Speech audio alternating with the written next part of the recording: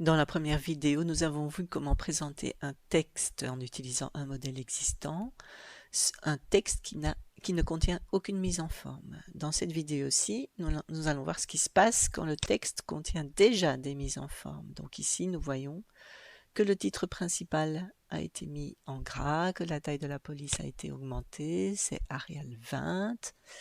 Ce n'est plus la police de départ, la police du texte original. Cette police-ci, c'est Arial, tandis que dans le premier texte, nous avions du Times New Roman.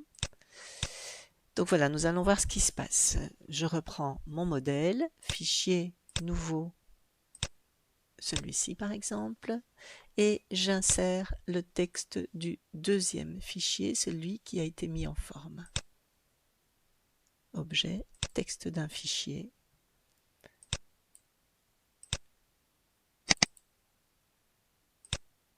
Et je l'insère.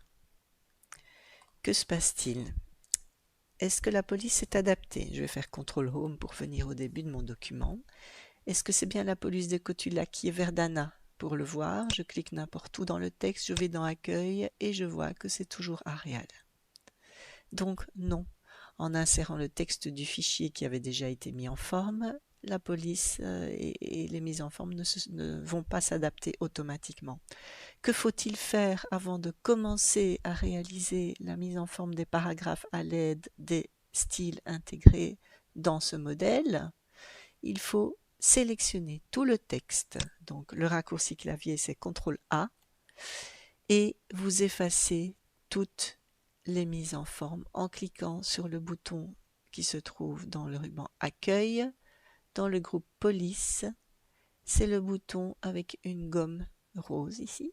Voilà, effacer toute la mise en forme. À ce moment-là, vous pouvez appliquer les styles très facilement. Donc, titre pour le titre principal, titre 1 pour le premier niveau, titre 2 pour le deuxième niveau, et ainsi de suite. N'oubliez pas de supprimer les enter inutiles si, au départ, la personne avait encodé son texte avec des enter vierges plutôt qu'avec des espacements. Voilà, bon travail!